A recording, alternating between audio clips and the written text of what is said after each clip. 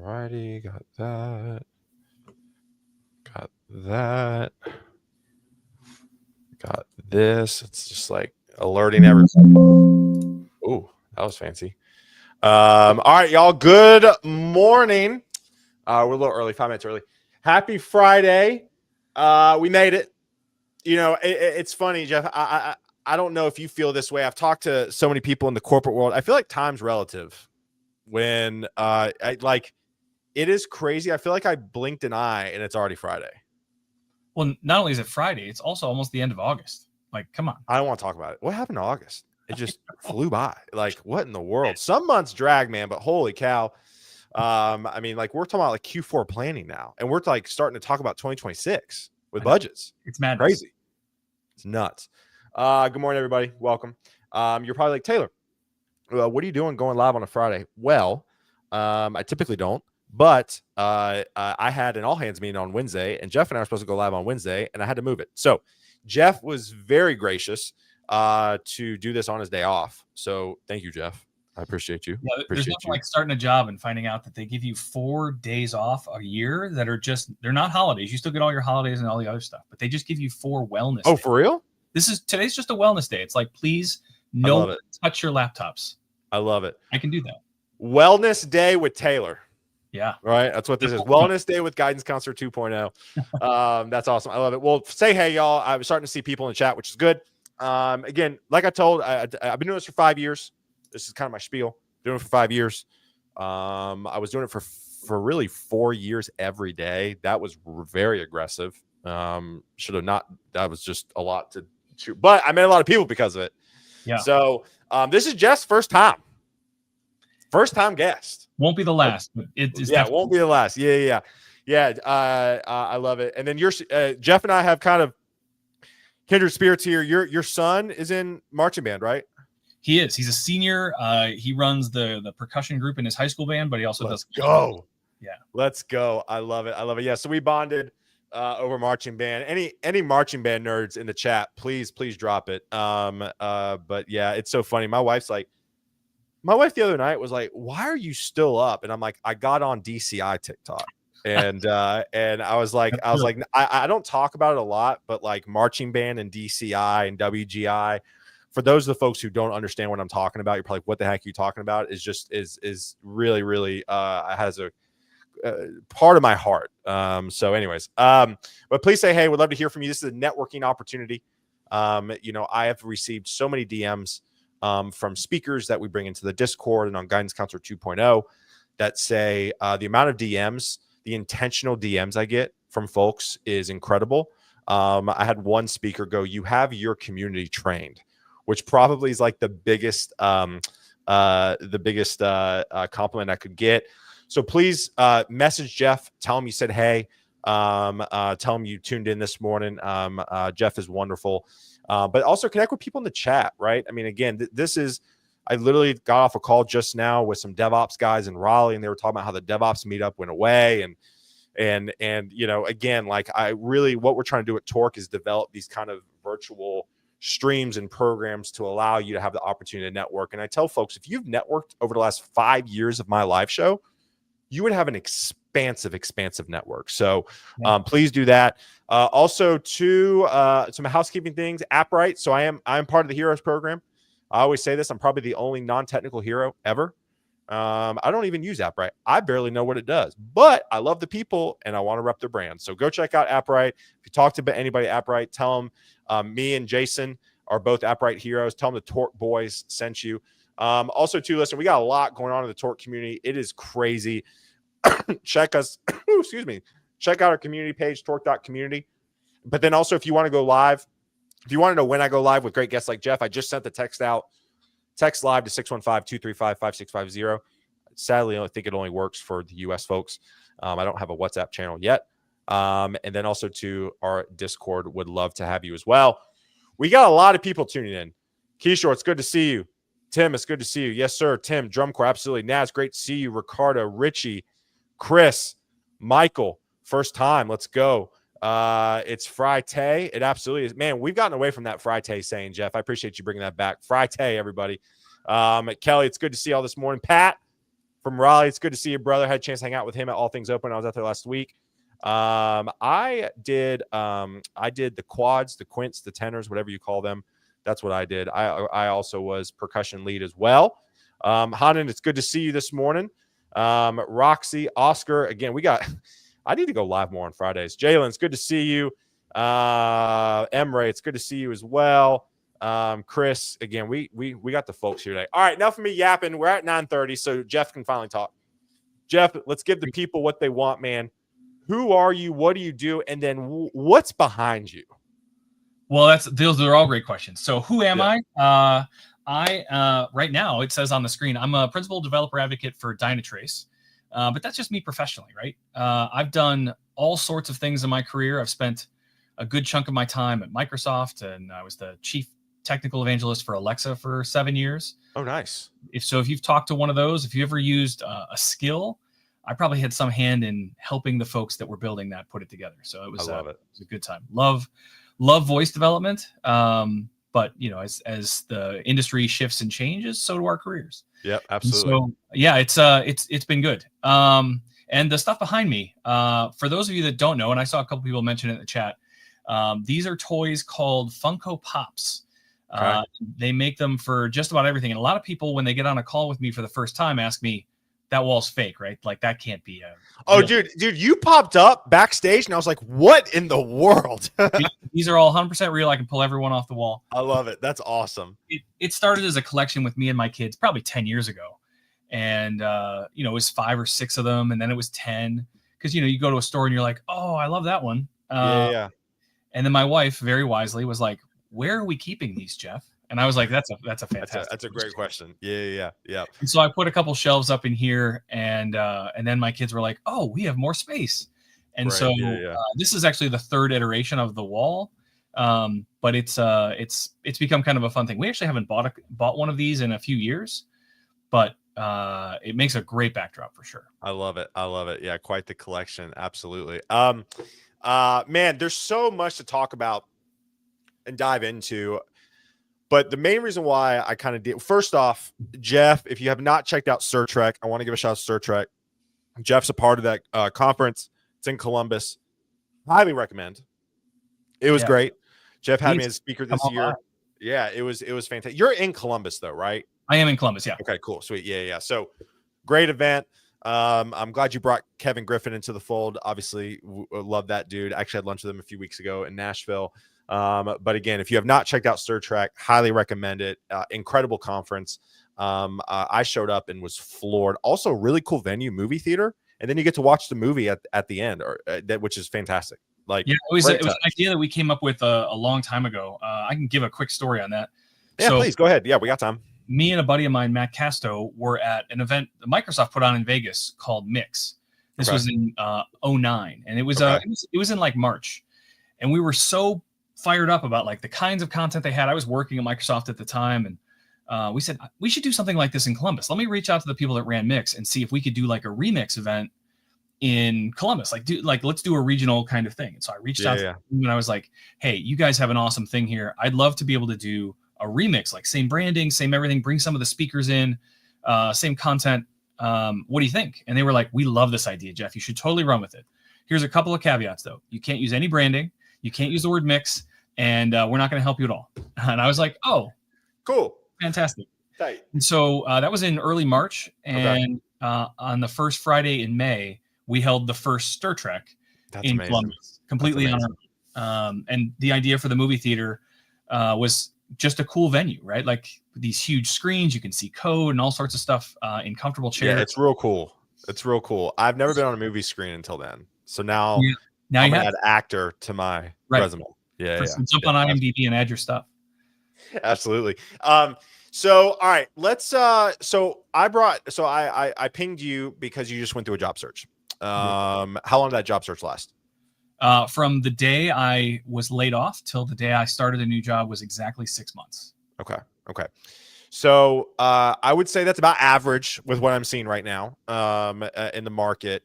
So a lot of stuff to unpack here. I always want to kind of get into the psyche of folks who get laid off, especially seniors, right? I feel like there's this kind of this general sense that we have that, oh, seniors have it easy. They don't have feelings. It's the junior and mid levels that struggle, which is not the case. Talk about, I guess, towards the end of your last position. Did you see it coming? Did you not see it coming? Let's talk about that because I want us to educate folks on kind of how to think ahead. Sure. So I had only started at my previous role 5 months earlier. It completely caught me off guard. Wow. And I still today don't really know why. Like, I was in a pretty significant leadership position and knew that we were about to have a layoff, and I had to lay a few folks off myself. And on the night before the layoff, I got a meeting on my calendar at 7 a.m. With a manager that was on the West Coast. And I was like, he's getting up at 4 a.m. to meet with me. I'm getting laid off. And so I guess I knew 24 hours ahead of time. Sure. That was really it. And was very, very surprised by the news. But, it is what it is. And I think it always leads to bigger and better things. So that's fine. Sure. But no, I didn't have any idea it was coming at all. And so how'd you feel? I mean, because again, you say you still don't know really why. Yeah. How'd you feel in the moment? Disappointed. Sure. It definitely, like, there's a part in my head that still sits there and goes, were you not good enough? Is that what it was? Yeah, dude. But I'm generally pretty easy breezy on this stuff. And so, it's business. It's how it goes. Things happen. Sure. The company gave me a very nice severance. So I mentioned I was laid off for 6 months, but that severance carried me 5.5 of those months. Oh, wow. Okay. So, well, that helps. So I have no ill will. They took care of me and gave me a good runway to really find the next thing. So it didn't really cost me any money to be unemployed for 6 months. And I will tell you, I played more golf in these last 6 months than I've ever played. We got to go golfing too, man. We're like kindred spirits, dude. Let's do it. I'm going golfing tomorrow. I'm pumped. I'm getting my wife into it, by the way. Nice. That can be good or bad. Sure. But at least she's more willing for me to go if she tags along, which is fine. I used to golf with my wife quite a bit, and I love it. She kind of lost the bug for it, which is okay. Yeah. But we had a good time when we were doing it, for sure. I love it. That's awesome. So got laid off. What did you do? Like, because I think so. Like, I literally just got off a call. I texted Jeff. I was like, "Hey, I'm running a minute or two late. I'm finishing up a call. Talk with two gentlemen in the job search. Very overwhelmed. Don't know really what to do. Where did you start? Like, talk to me kind of through the process. So I didn't even tell anybody. Like, people make that public announcement. Hey, I'm looking for the next thing. Yeah. I didn't even do that for a week. Really? I got laid off first thing on a Monday morning. And I spent that whole week just kind of like getting myself in a position to really think it through. What am I going to do? How is this all going to work? What's my strategy?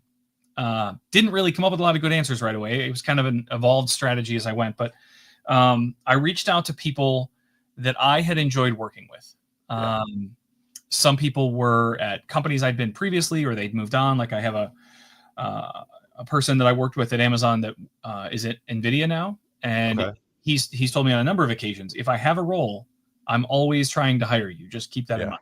Yeah. And so, I reach out to him. I reach out to some other colleagues and companies that I would like to work at. Sure. And got some good conversations, but it was always like, oh yeah, we just don't have anything right now, or whatever. And so that was kind of the first week, was just like the instant local network. This isn't reaching out to people that I've just networked with on LinkedIn or met once or twice. These are people I have long-standing relationships with. Yep. And they introduced me to people, and things went in a positive direction, but never materialized into anything specific. But then that next Monday, once I posted something, right, those posts tend to blow up with your network on LinkedIn. 100%. Comments, or, oh, you should talk to this person, or here's a job. Yeah. So that following Monday is when the job search really kind of started to take off. And I don't know if everybody has this experience. Again, it took me 6 months to find a job, but that initial 2 or 3 weeks, I was like, oh my God, I'm going to find something immediately. Isn't that crazy? Yeah. It's like, this is great. I couldn't believe all of the opportunities that were just popping up. And it wasn't even like people were reaching out to me.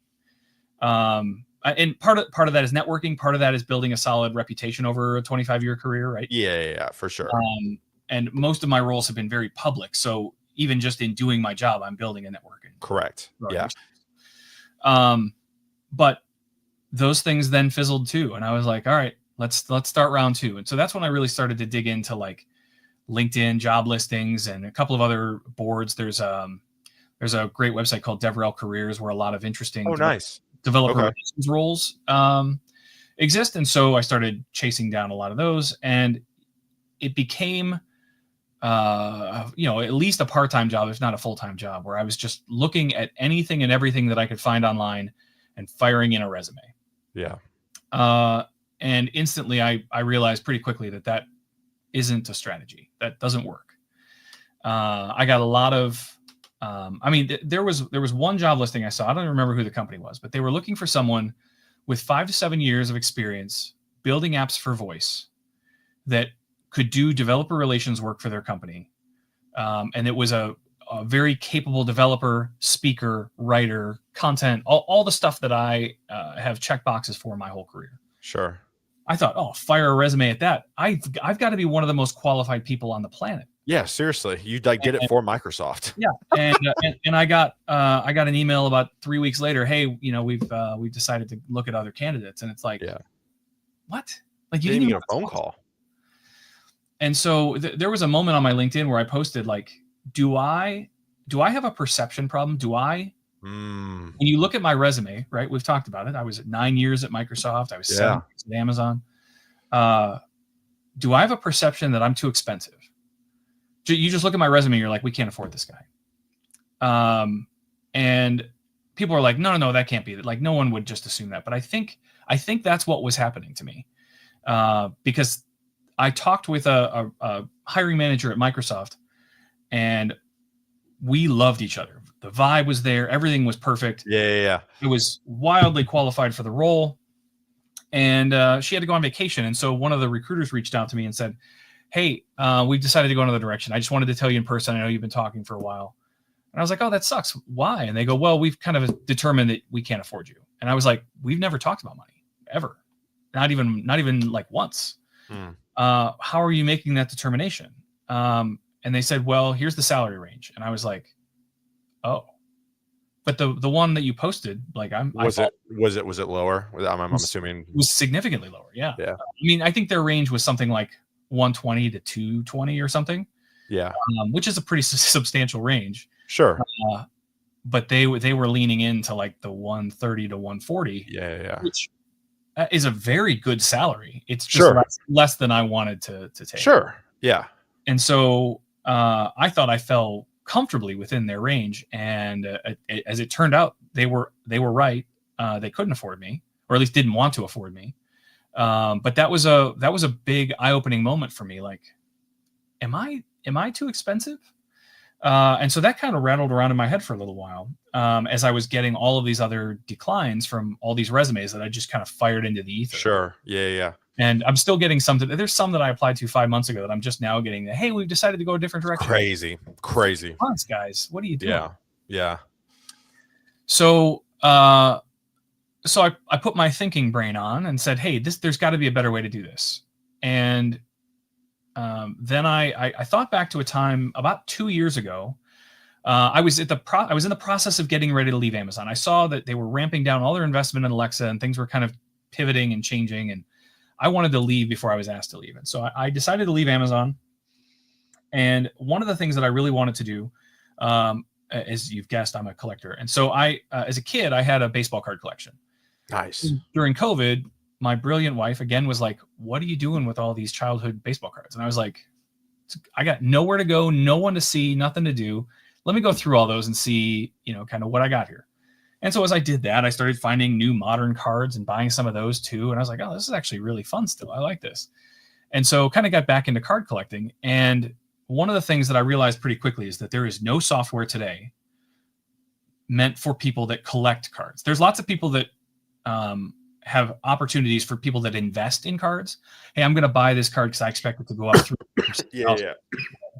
But if you're just a collector and you want to see what you have and what you don't have and what's available and whatever, there just really isn't a tool, and none that were very good anyway. And so I decided to start building something for myself. Interesting. A tool that I could use. And so as I built something cool, I showed it to a few other people that I'd met through the hobby, and they all wanted to use it too. And I was like, oh, maybe I'm onto something. So I reached out to Topps. Topps is the company that makes most of the baseball cards. There's competitors, but as far as baseball goes, they kind of own the market. And I went to LinkedIn and I found all their C-level executives.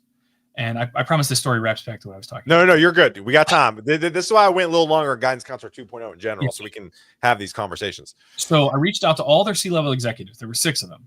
And I just on LinkedIn, I just sent them an invite. There was no extra message. There was no anything. Oh, you didn't do what I tell people, Jeff. Well, you got to include a note. Before I've listened to your show and learned your strategy. But again, this was 2 years before this layoff. So this is when I was looking for a job. And I thought I'll just fire in and see what I get. And out of the 6 of them, 4 of them accepted my invitation within a minute. Like, it was super fast. And I was like, oh my gosh, this is incredible. So then I sent them each this very nice personalized message saying, hey, I have this idea for a thing. Here's kind of the project plan. Here's how I think this would work under the Topps umbrella. I'd love to come in and be responsible for building this for your customers. Because as the company that sells all the baseball cards, it would make sense for them to have the service that helps you track and manage and keep track of your collection as well. They have all the data. They have all the images. Like, they have all the things that I would really need to make this effective. So I sent them all these really nice custom messages with all these details, and I got no replies. And I was like, oh, par for the course. Yeah. So I kind of put it on the shelf, continued working in Alexa, and finally got to the point where I was like, I got to go. And so I thought, let me find the people that would actually own a project like this. So I started looking on LinkedIn again at Topps for any of the like director of technology, any kind of project level folks. And I did the same thing where I sent them a message and I said, hey, at least this time I sent them a message with the connection request. And I said, hey, this is what I'd really like to do. And all of them, every single one of them accepted my invitation and said, hey, tell me more about this thing. But all of them started with, how do you know our CEO? How do you know our CTO? How do you know our CFO? And I was like, interesting. Oh okay. This paid off. And so just having connected with those people a few months earlier, they now use that as a credibility measure to like, oh, this guy knows people. We should talk to him, right? That was the trigger for almost all of them to be like, unreal. And you didn't even talk to the CEO. You just connected with him. Never once, right? He just accepted my connection on crazy. And that was remarkable to me. And so that led to a bunch of conversations. I've probably had 4 or 5 interesting conversations with Topps over the last 5 years about this project and the status, like the position I'm in and what I'm building and how I'd love to bring it in-house. But one of the things from their director of technology that I heard was, Jeff, we don't even know where our inventory is half the time. We're not a technical organization. This would be a really hard thing for us to pull off. And I said, well, that's why you need me, right? Like do the good pitch. But they shoot shot, dude. I love it. They're not ready yet. So I think what I have to do now is actually just launch the thing and then build an audience and be like, look, see, I told you. Why don't you buy it now? So we'll see. Anyway, that was a long way of telling you what I learned about networking on LinkedIn and how a lot of this stuff works. And so what I started doing with every role that I found, again, on LinkedIn job boards and whatever else, is that if I was going to apply for a job, there were additional steps I had to take. It couldn't just be apply, fill out their little resume form, and wait for a reply. So what I started doing was hunting people down on LinkedIn. I would go find the person that seems like the most likely candidate to be the hiring manager or a peer. And I would reach out and connect and say, hey, I'm applying to this job. I'd love to know more about your team or whatever. The friendly responses I got from people were amazing. Like, yeah, I'd be happy to. You want 30 minutes on Friday? Oh my gosh. Yeah, I would love to talk to you on Friday. That'd be great.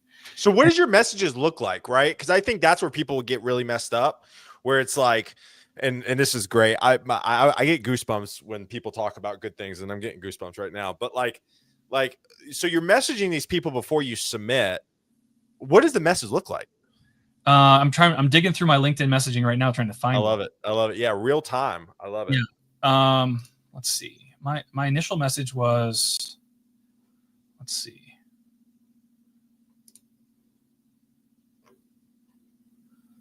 I'm not finding one quickly, unfortunately. No, you're fine. Oh, hey, you're fine. So here's one. Hey, I just applied for your head of developer relations role. As a regular user of your software, I have 20 years of experience leading and executing DevRel programs and strategy. I'd love to know more about this role if you'd be interested to chat. Like that's so good. Right? Just hit them in between the teeth, man. Like, hey, I got 20 years. Use your product. Would love to talk. Love it. Yep. So that's kind of the gist of what most of my messages were like, but they were always very customized to whoever it happened to be. Those did phenomenally well and led to kind of what was phase 3 of my job search, which was now I have all of these companies that I'm interviewing with, which was good and bad, right? Like people hear, oh, poor you're interviewing with 10 companies at once, but like that's a pain. Having to schedule, and because everybody just sends you the Calendly or whatever, like, hey, what times are you available? And so I fill out a form and say, hey, I'm available Thursday and Friday from 10 to 3.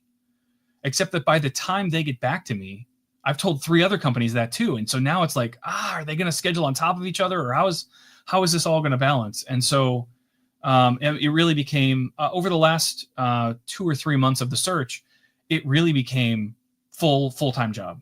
The time that I wasn't interviewing, I was applying to more things, sending more of these kinds of LinkedIn messages. And there was a point at which I had 7 companies that I was at least a second interview into. I don't want to complain about the riches of having an opportunity. It was great. But it was also a ton of work, trying to manage. And like, they'd ask me a question about something we talked about earlier. And I'm like, which company is this? I know. Seriously. Well, I started having note sheets in front of me just to remember, like, oh yeah, this is the company I'm talking to. Yep. This is the amount of money I told them I wanted, because it varies. You kind of get a vibe for what you should or shouldn't say. Yep. Financially. And so all of that, I kind of had to really manage and balance. It was, this is an awful way to think about it, but it was like trying to date 9 people at once. Yeah. It was a lot. And so, as we got to the end, I finally got to a place where I received an offer from a company, and I reached out to all the other people and said, hey, I've received an offer. I would really like an opportunity to continue this conversation with you, but like, I'm in a position where I really need to take a role. And they all kind of came back and said, hey, we need another week or 2, or we still need you to talk to this one person who's out. So it's going to be 10 days. And I was like, God, it's been 6 months. I've been talking to you guys 2 months. I know. Eventually we need to make a decision. And so I'm very happy with what I ended up with and where I decided to land. Sure. But, the ending is always very weird too, because then now you're breaking up with people. Yeah. No, I know. Yeah. There's a few things I want to unpack here. So do you think in hindsight, go back to the start of your job search, you probably should have been hitting up folks on LinkedIn to begin with? 100%. Yeah. 100%. There's no doubt. I mean, I probably wasted a ton of opportunities by firing a resume in that got kicked out by whatever system. A human never looked at it. Right.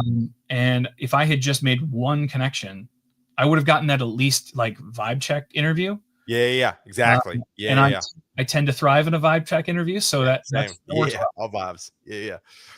So all right. So I want to be crystal clear on this for folks who are watching and obviously listen to this in the future when this drops on my podcast. But so we got, go find a job on LinkedIn that's posted. Don't apply. Go to the company page. Connect and send a customized note for all the people in leadership that applies to your field. Because I'm also thinking about too, like if a designer listens to this in the future, like, hit up head of design or chief design officer or whatever.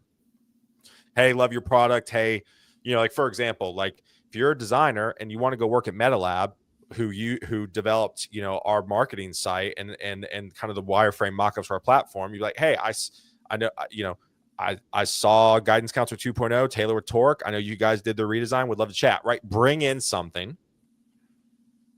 Did you specifically ask for time to speak or not? I always ask for time to speak. Okay.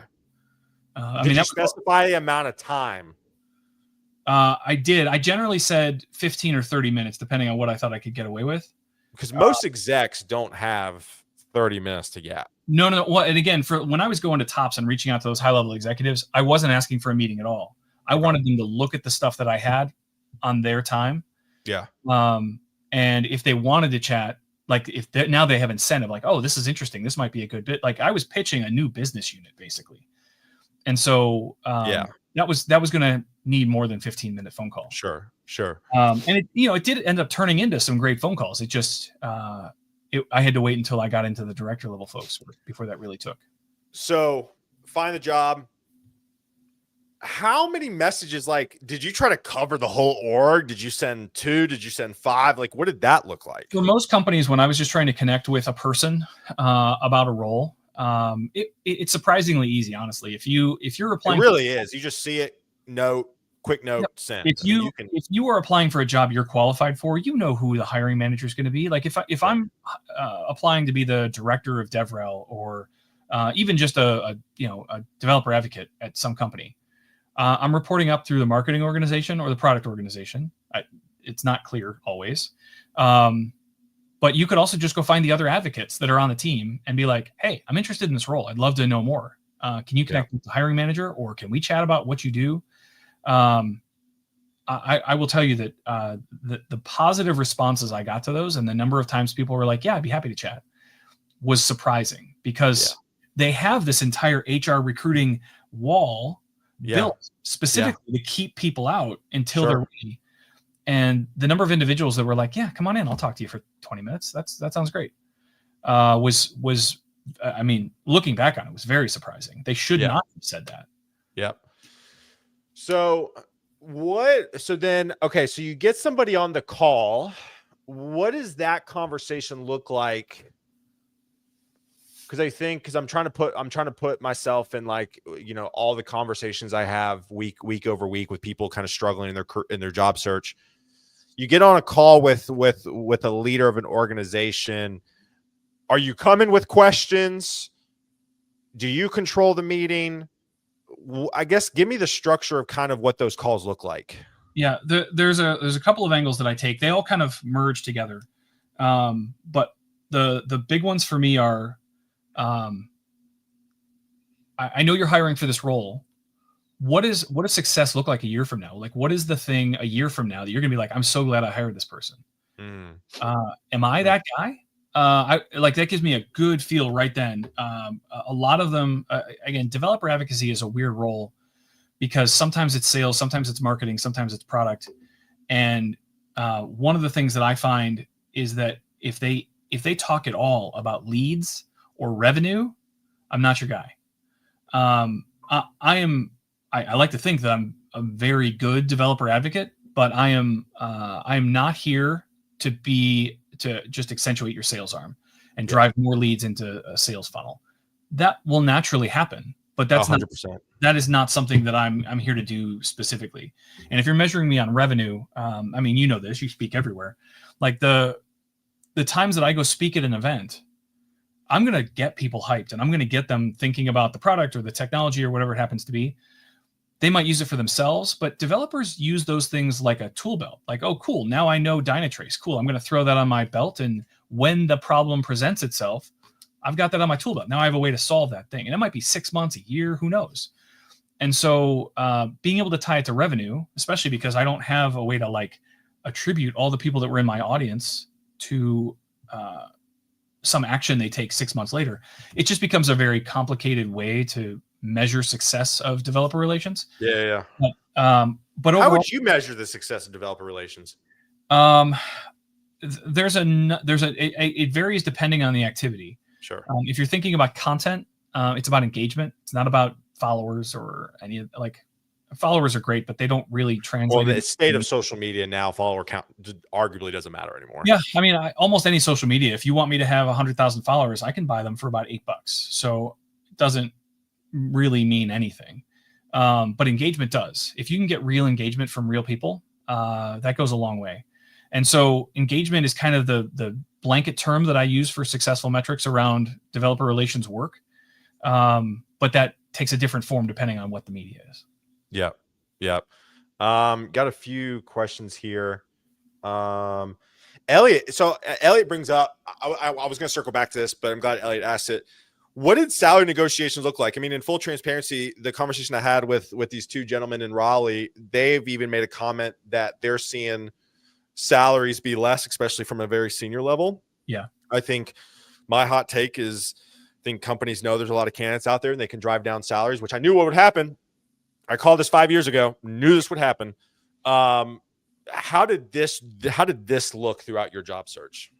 Well, I had in my head what I thought my bottom number was. which is what I told them on the call right before you, by the way, which that's good. Nice. And, but I would always start with my last 2 roles, I was making X. And that was a way to place an anchor that was like, I'm not expecting this, but I want you to know what I've been used to. But my lowest number was 50 less than that. And so being able to go in and say, hey, this is what I've been making, to set kind of the expectations, knowing that I can whittle that down if I have to, made it easier to have those conversations. I think that if I had taken my lowest number though, I'd still be like, now this feels like a grind. Like I'm that's me getting by. That's not me contributing a ton to retirement. That's not me contributing a ton to investments or anything else. That's just me surviving. Yeah. And nobody wants to do that if they don't have to. Sure. Let's see here. I'm just kind of looking through here. Getting all the comments. Jeff looks like someone I want to have a killer coffee with. Jeff, your DMs may be overrun. Awesome. Sorry, not sorry. Come on in. I'm happy to chat. So all right. So we talked about. Let me ask you this. Everything you're saying is the outreach on LinkedIn. How did your resume do? Like, it sounds like if you do it right, there may not be a ton of emphasis on the resume, which is no. I mean, I think the resume still has to get through the screeners. Yes. Whatever that mechanism happens to be, and every place has their own special sauce, right? Yep. But I found that if I could go around it, right, I find that connection, I talk to that person, and they're like, you should totally be someone that interviews for this job. They walk over to the recruiting side and say, hey, this one goes on this stack, right? They're eliminating any of the screening possibilities and taking them away and moving me to the list. Now, I still have to get through the hiring manager interview. I still have to get through the tech screens. Like, I still have to be qualified to do this job, right? Sure. There's no secret there. You're not going to get a job that you're not qualified for. But I do think that the shortcut for me to getting a lot of interviews, and that's how I was in 7 loops all at once, was because I was willing to reach out and say, hey, I want this job. How can we start the interview process today? What do you think is your special sauce during the interviews? Like, what do you think you do well based off your kind of tight circles and kind of your conversations? What do you think you do well in interviews that allows you to kind of stay in the mix for so long? I'm very fortunate to be a good storyteller. I hope that's been evident on this. Dude, for real. I tell a good story. I spin it in a good way. I bring humor and lightheartedness to all of it. Like, it shouldn't be serious. Yep. If I'm taking this all so seriously, it's probably not the role for me anyway. But the biggest thing for me is let's rewind. I'm a software developer. I have been for 25 years. My degree's in psychology. I spent 0 time in college. Well, I guess I got a computer science minor, but I'm not really using anything that I learned in college. But that psychology stuff, the stuff that I really spent a lot of time thinking about and studying and researching, has paid dividends my entire career. And one of the things that I found, and you probably know this, you've probably even said it before, is that if you want the person you're talking to feel like it was a great interview, get them to talk about themselves as much as possible. Yeah. Now, I'm not saying like derail the interview and ruin it, but like, I always go out of my way to ask them questions to tell me about what their experience is, what their job is like, what's it like inside the company. One of my favorite questions to ask is, what's your least favorite part of working here? Really? That always catches them off guard. And some of them go quickly into PR mode. Like, oh, I can't think of a single thing that everybody hates something about their job. Yeah. And if you can get them to drop that veil and like unload on you and be like, honestly, it's really political here. And like, there's a little bit of cutthroatiness. Like, I'm okay knowing that. You're not going to scare me away, but it's good to now you've just like, we've connected, right? You've just shared a secret with me that you've probably never told anyone. That kind of stuff goes a long way. And so I find that the more I can get them talking, where did you come from? Where did you go to school? Where are you, like, we're all on video calls now, right? Huge. Where are you based? And the moment they go into where they're, I'm in Denver. Oh, this time of year, I bet you're on the slopes tonight, right? Like, you can just dig into their personality a little bit. And no, it's not manipulative. I'm not being false.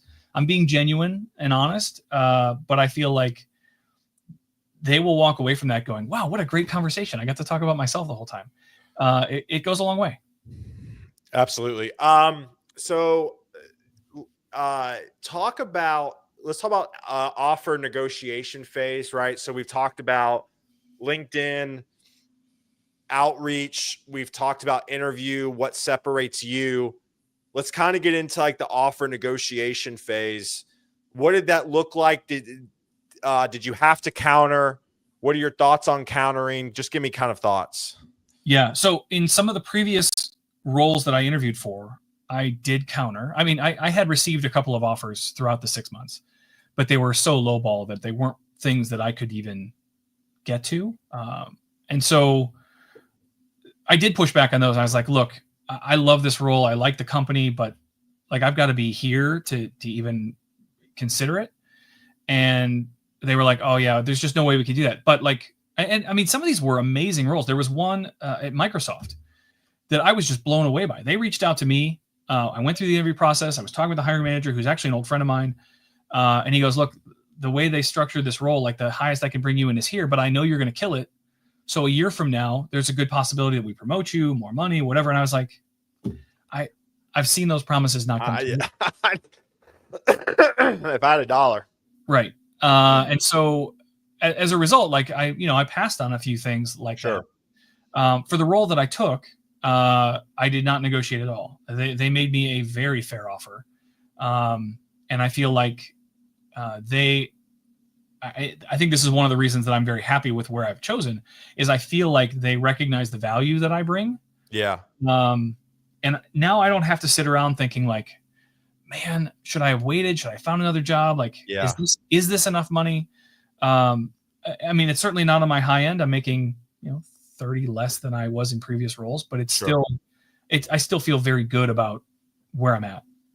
Yeah. And I think that's interesting, right? Because, if you're making, you're making 30 less, I think, and listen, money's incredibly important. Please do not get me wrong. I mean, I've been very open that there was about a 3-year stint where I was like 40% less salary. I mean, it was substantial. Yeah. But I do think like you have to look at the big picture, right? So it's like, hey, like I'm sure you probably took this position because of reasons may have set you up in your career, the type of company. Like I think there's a lot, like, I mean, prime example, like I went from heavy commission as a recruiter and I took a job with a much higher base salary, but it was still substantially lower as of my overall comp from commission. Right. But I knew I had to take something to then slingshot me to where I'm at now. Yep. And fortunately it worked, but you kind of have to like think like 5 years ahead. Is that, I mean, do you agree? Do you disagree? Very much. I mean, not only that, but like I just turned 49 this summer. Right. So like I said, you look great. Thank you, man. I'm 20. If we really look at it, I'm 25, 27 years into my career. And you look around and you say, 50 should be it. Like we should be able to be done working at 50. You would think. Now that's certainly not the case for me or most people would imagine. Yeah. But there's two kind of futures you're looking at. One is, when can I work on what I want to work on? I'm not somebody that's like chasing retirement. Like, oh, I can't wait to sit on a beach and yeah, I don't think I'm ever going to do that. If my wife's watching, sorry, but I will be at a point where financially I can be like, I don't want to do that. I'm going to go work on this thing. Yeah. And I'm going to find a place where I'm working on something that I really care about. And it's not about the money. It might be about the health insurance, but it's certainly not about the income. That's a nice perk. Right. Yeah. But yeah, there very much is a view of like, how long do I think I can be here? What do I have? What is the opportunity? I never know what the next thing is going to be, but I do know that like, I'm not taking a job thinking I'll only be there for a year or a year and a half. Like, right. I mean, a lot of the incentive programs that they offer you, right, incentivize like a 4-year run minimum. Yeah. So I tend to lean into the let's stay a little longer. And for the roles that I loved, that did happen, right? Amazon 9 years, I'm sorry, Amazon 7, Microsoft 9. There were a few others in there that were 3 or 4. Sure. But it always came down to like having an evaluation period in my life. I think that there's a lot of people that go day to day and they hate their job, and then they like their job and they hate their job. And so month to month, quarter to quarter, they're like, should I quit? Should I look? Should I do something else? Yeah. And I learned this from an old friend of mine. His name's Brian Prince. Some people might know Brian. He's involved with the Code Mash conference. Okay. But he said something to me a long time ago where he sits down over winter break every year and has a conversation with himself. Do I want to keep working here for another year? Yes or no? Yeah. And if it's yes, then great. Shut up, put your head down, and keep going. Yep. If it's no, then start looking. Yep. Don't hem and haw. I hear all about this quiet quitting and whatever. Like, if you don't want to do the job, don't do the job. Yeah. But don't put yourself in a position where every month you're like, God, this sucks. I wish I had something else. Yeah. Take a moment for yourself to really think about what you're doing and whether you want to keep doing that. So as we kind of start to wrap up here, and again, thanks for everybody who tuned in. I mean, the comment section has been nuts, which is, I really like kind of these longer sessions, allows us to kind of deep dive a little bit more. What do you think? Like, so in hindsight, go back again, want to drive home a few points here. Hindsight, if you do the job search again, probably go more directly to connecting with people on LinkedIn, firing off a message. Is there any other lessons learned of the job search that maybe we haven't covered, that if you would have to like go back and do it again immediately, you would do differently? Yeah. I think, and this all relates to like your ego, and I don't mean the arrogant side of things. I don't think of myself as an arrogant person, but I do know that I have some strengths. And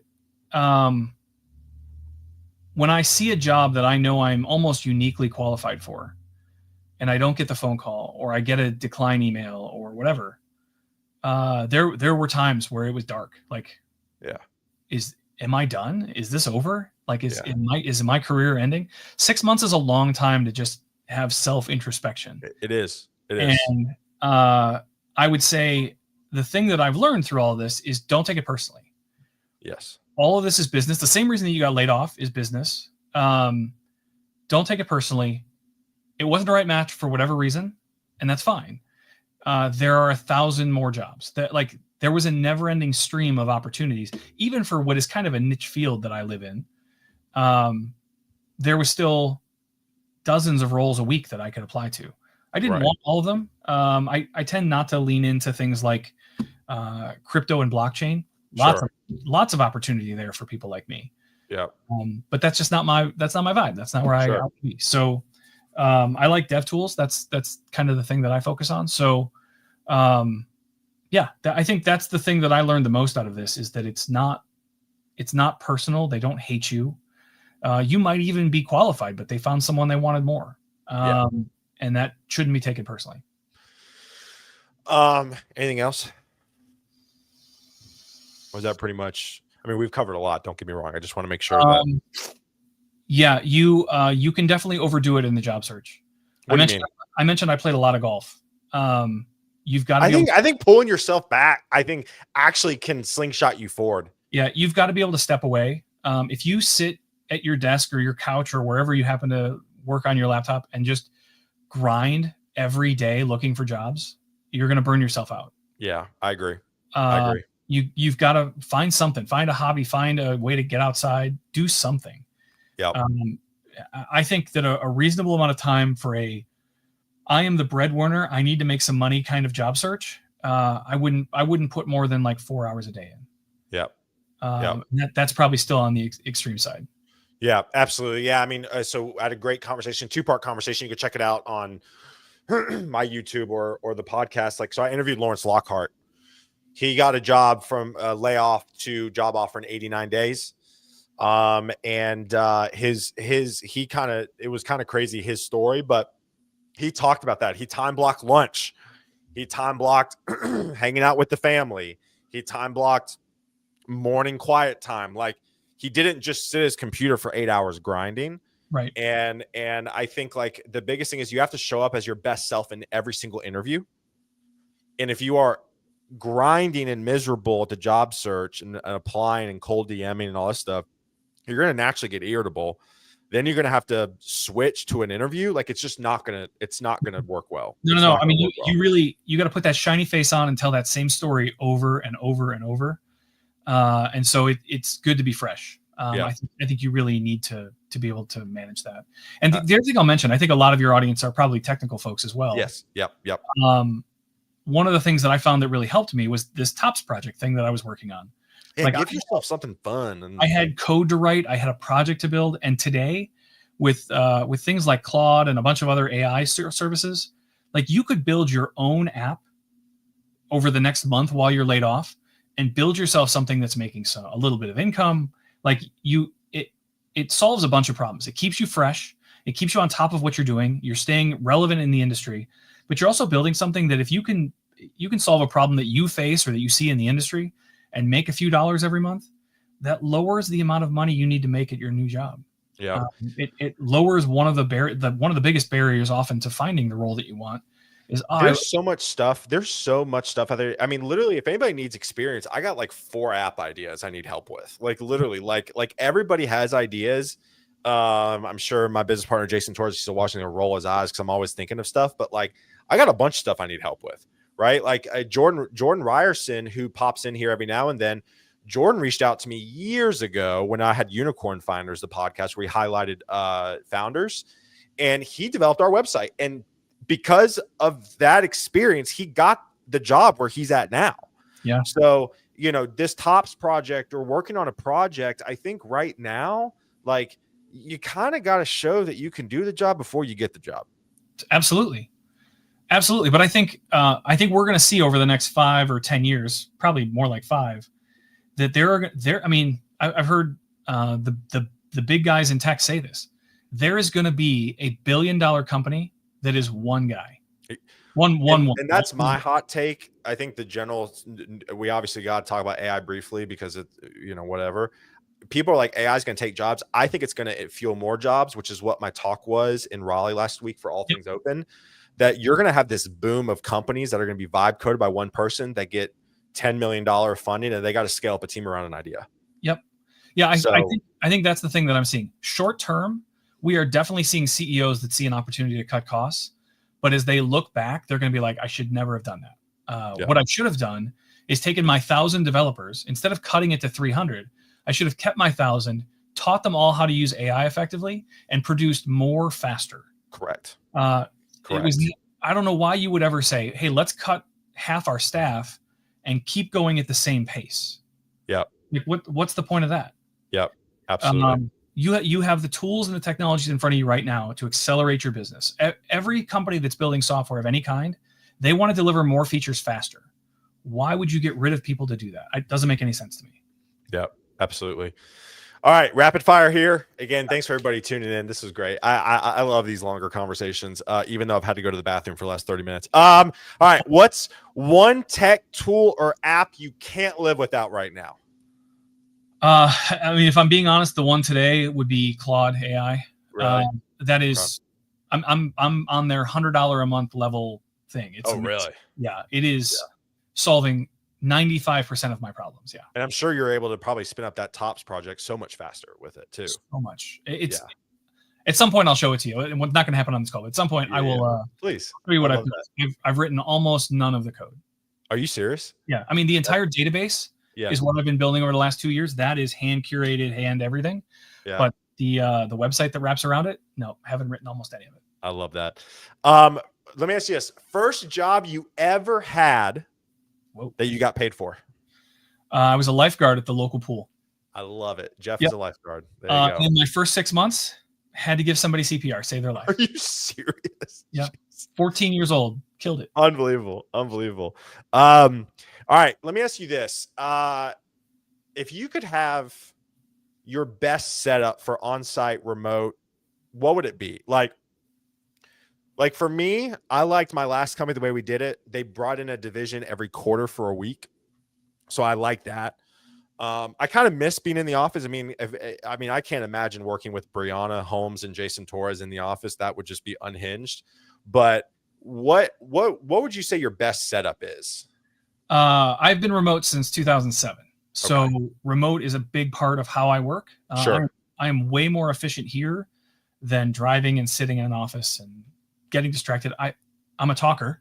And so if I have a bunch of people around, I'm going to talk to them. That's just the nature of who I am. But I will say, so fully remote, you would like to, you wouldn't have any in-office stuff at all? No. So that's where I was going to say, like, the remote side, though, is really good at maintaining relationships. Very hard to build relationships remotely. I like that. Yeah. And so I like that. I'm very fortunate. A good chunk of my new team is based in Austria.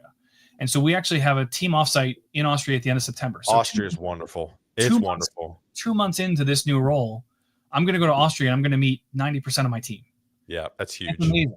Because now that gives me a foundational, like, that's where the real relationships get built. That's where you get to know who people really are. And a couple people are mentioning that I said I killed it when I was giving someone CPR. They're right. That's probably not the right phrasing. But I'm dead. But I think being able to have those kinds of offsites. Again, I work in an industry in developer relations where a lot of my team will converge on a conference. So like we're going to KubeCon in Atlanta later this year. Oh, nice, cool. I'll get to spend more time with them there. So I think those kinds of things go a long way in building the relationship, where remote is really just good at maintaining. Yeah, I like that. What is one career mistake you're weirdly grateful for? I've got a good one. So it's come back to bite me even, and I'm still grateful. So when I was at Microsoft, I was in developer relations, right? So I was focused on pretty much all of the technology Microsoft offered to developers, and Windows Phone was launched. Now I went deep into Windows Phone. I wrote a book on it. I did blog series. I was amazing, a hardcore Windows Phone advocate. And one of the things that changed about how Microsoft thought about developer relations was, oh my gosh, Android and iPhone have 1 million apps in their stores. We need 1 million apps. I have a developer relations team spread around the globe. I want you guys to be the ones to fill that store. Get developers to build an app as fast as they can. We're not even really concerned about quality. I just need a store so I can say I have 1 million apps too. Right. And we did that a little bit. And then all of us looked around and said, this feels gross. This feels dirty. Yeah. I'm doing things that are not in the best interest of the developer or the users of the phones or the marketplace. Like, this doesn't help anyone. And so I pushed back and I said, look, I'm not doing this. Like, I'm going to go out and talk about Windows Phone and show people how to use it, how to build for it, how to all the stuff. But I am not going to pin somebody down and be like, when are you delivering your app? Yeah. I gave you a t-shirt. You owe me I'm not doing that. Sure. And so that, I didn't think it was a big deal at the time, but it felt like I was taking a pretty hard stance in a position where I was telling my management, like, I disagree with you so wholeheartedly. I'm not going to do that. Yeah. So I ended up leaving to a different role a year and a half later or so at Microsoft. And then I left Microsoft eventually to go to a startup. And when I was leaving the startup, I interviewed for another role at Microsoft. And the hiring manager happened to be the hiring manager that I had previously that I had told no to. And he was so it was weird because he reached out to me. He's like, hey, Jeff, I heard we're interviewing. That's so cool. I can't wait to see you. Come to Chicago. We'll have a good time. Flew to Chicago, got there, got into the interview room. And he goes, all right, let's talk a little bit about the role. So if you were to get this role, do you feel like you would turn down direct orders? And I was like, what? You had me fly all the way here to just make me feel shitty? Like, it was surprising, but he really held a grudge about that one thing.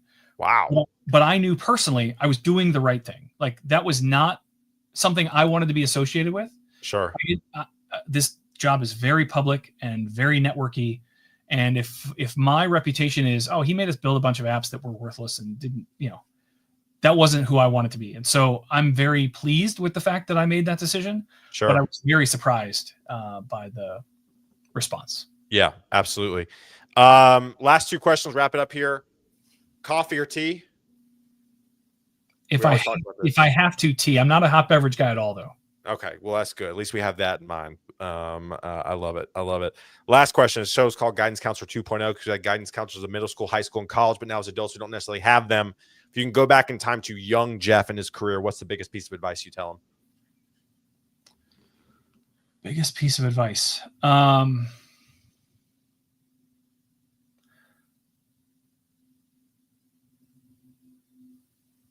I think the best piece of advice I would give myself, and I realized this pretty early into my career, but I don't know that I knew it initially. Every person is worth a conversation. Yeah. Every single one, whether they're in your industry or not, and whether it will ever pay off or not. Building a network of people that know you, and this is a term I used early in my career as well. It's not about who you know, it's about who knows you. Love And that. a lot of people think, oh, I have to be networked and connected to all these people. Do they actually know who you are? Do they know what you represent? Like, if you can get there, if people know you, you'll win for sure. And that can take all sorts of forms, right? You don't have to be a speaker that speaks at 60 conferences a year or that kind of stuff. Start a blog. Yeah. Contribute to some open source and talk about it. Do something like this. Just start a show and talk about the software you're building at work today. But give people an opportunity to know you. Yep. It will pay strong dividends.